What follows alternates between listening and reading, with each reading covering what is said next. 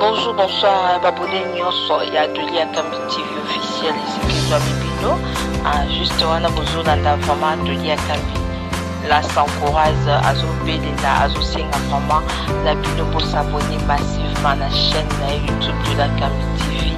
Chaîne la Bino vraiment vous a vraiment informé à temps réel, 100% news parce que la Adelia Kambi TV, la radio de TV d'Abili, le vraiment TV Zongé vous abonnez, vous repasse la caméra.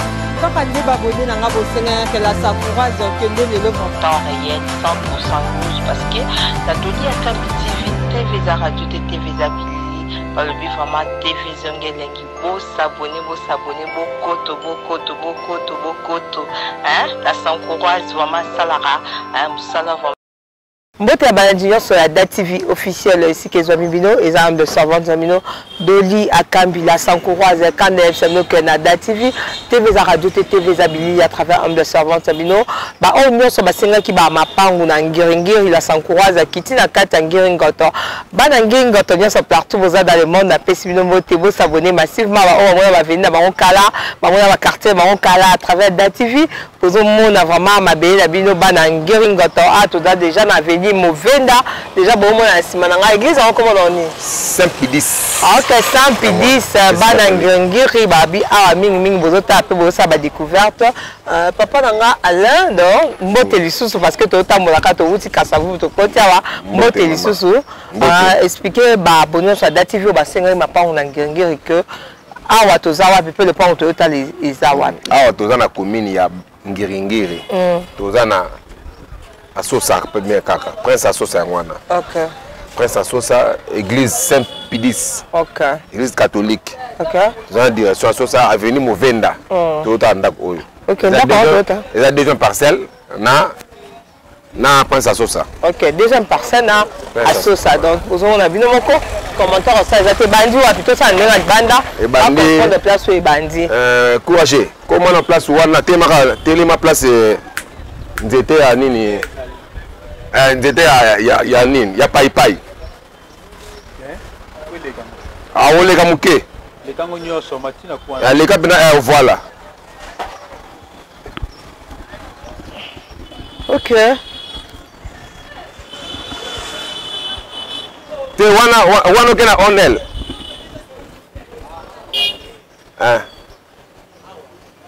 voilà wana. OK. Là le courage à télémi place au ngai pe na télémi awa. Là le courage à télémi. Voilà. Ti place Ti place au ngai na télémi awa. Si awa. Ti place au ngai na télémi awa. Donc ça les dimensions on est à combien? Dimension boye ndenge tikali 15. Babonyo sur DAT TV pour na vraiment soit vraiment mesure sur fait correct on va encore tâtonner parce que tout tâtonna qui on est moment on a mis des caméras pour na vraiment to mesurer pas si combien.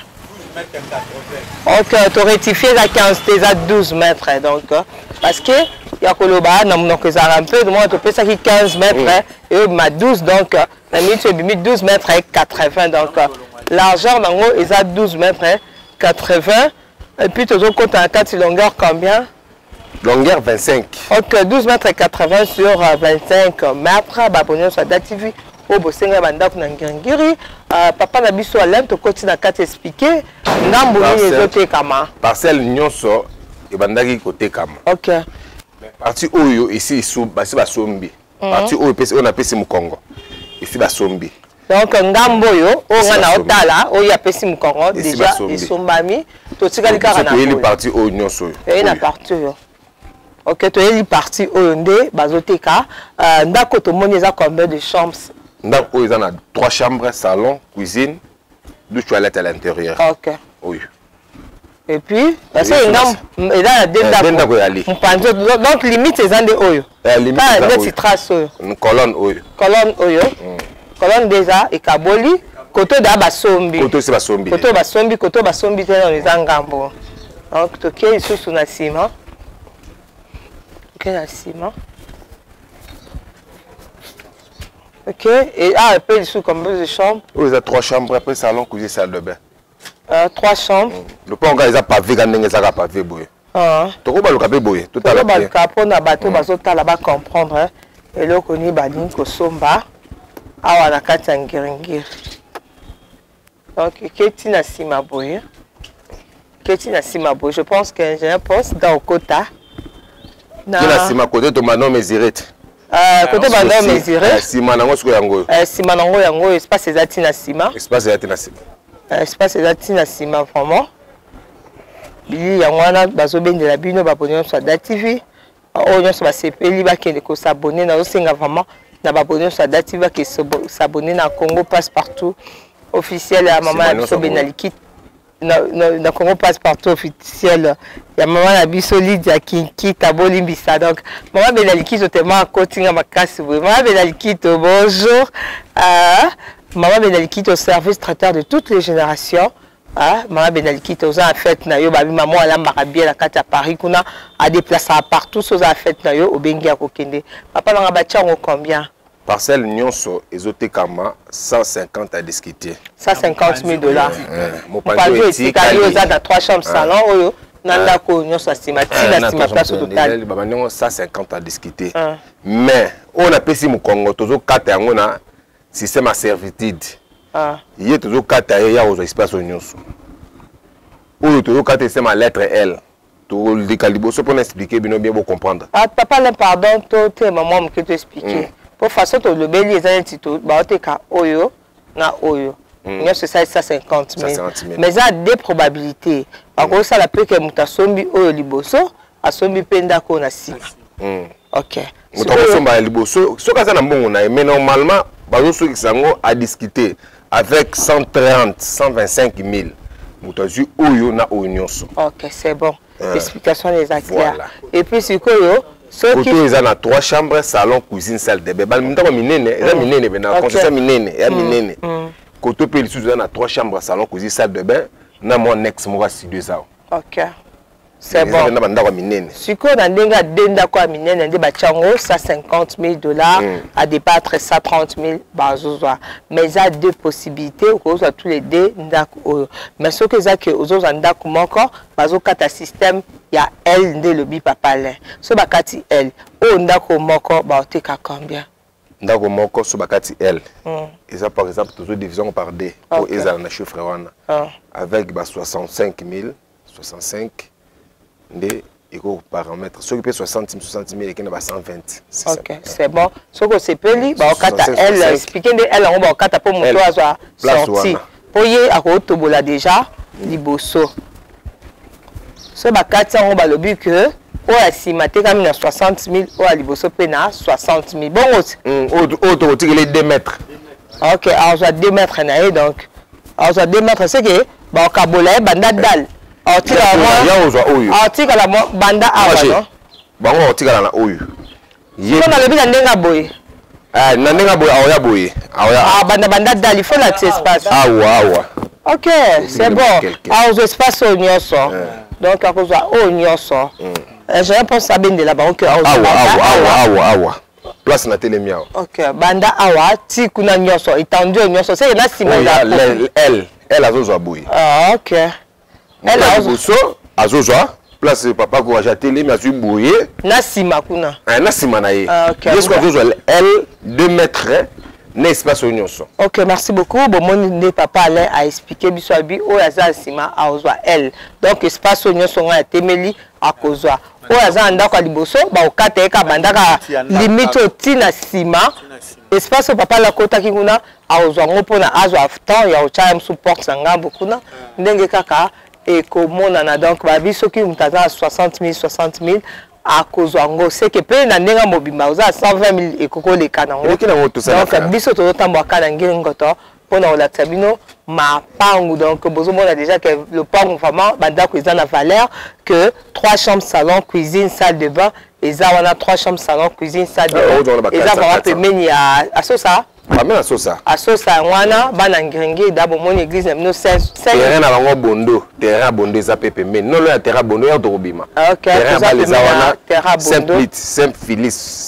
Saint-Pédis pe yango wana donc oza na mariage na yo, oza anniversaire na yo, oza na collation na yo contacter DATV officiel to ko ya osala promotion nango et puis ozoluka kosomba libulu ya kokunda ndeko o akufi donc tozawana na cimetière ya Kikole Nouvelle Cité olingo somba estandi na bino bakundaka bino donc o contacter biso tozawana tokomema bino ti place oyo batu bazosala masolo donc beau s'abonner massivement à Da TV événement kaka moko le 5 novembre to kende ko soutenir to baza bopito bazo souffrir on nyonso sunga elongo na fondation la s'encourage à contacter ka numéro nanga 1 euro na o $1 na o et ça la bien ozana bakisi ozana elamba ba bébé musu baza kuna bopito baza na bilamba te et que ça vraiment bien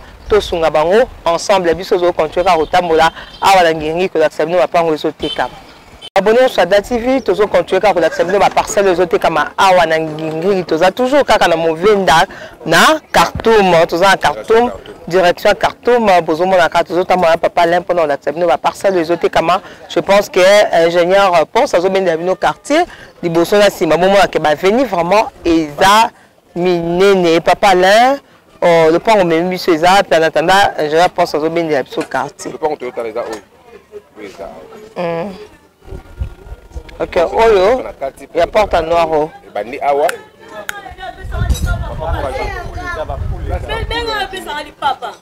OK, donc bandi awa. Et bandi awa. Donc awa. Awa. Si place en pour les alliés, on a papa là, Alain qui était ma kuna pona, bah tu vas comprendre.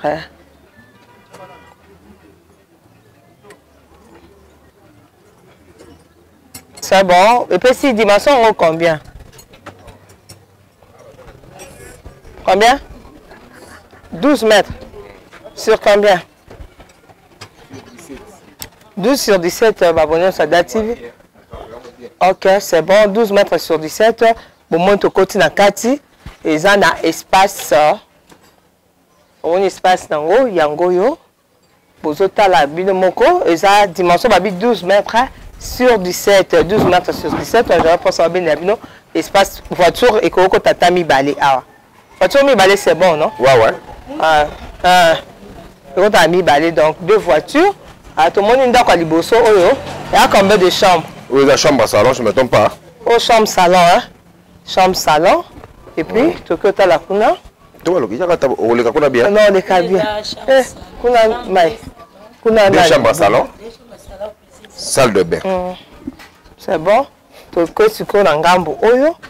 On a 12 mètres sur 17. Nous avons des biso. Ndaku, le pango. Donc, ah oui, ça. Da TV, tu as toujours na kati le point auto côté, tu as tout na carte d'explication. Ah papa là tu as na combien de chambres? Ah oui, on a 2 chambres salon cuisine salle de bain. 2 chambres salon cuisine salle de bain. On est là chambre salon. Bon mon anda quoi 20, il y a 12 mètres sur 17 ndenge et bimisi le point vraiment bon mon ingénieur a qui vraiment temps et on ça là plan naé liboso il a parking à 2 voitures vraiment. Cette voiture est poussée liboso nous soupé et koya ti awa donc 2 voitures et était malango to qu'est-ce qu'on a ndenge ya simabo comprendre vraiment le pan ngo ndenge ezaleli yango to eti ba côté ya sima après ça Da TV wa moni mamukole la prêtresse moté ma papa noa awa na sima tout ça douche na toilette hein douche na toilette on a souki nanga awa douche na toilette et puis la sima contourner. Tu es dans la couloir. Mon couloir, mon pied. Moi, pour couloir, tu mes fenêtres. Hein? Et ceux qui ont. Je vais penser ça pour ça, non?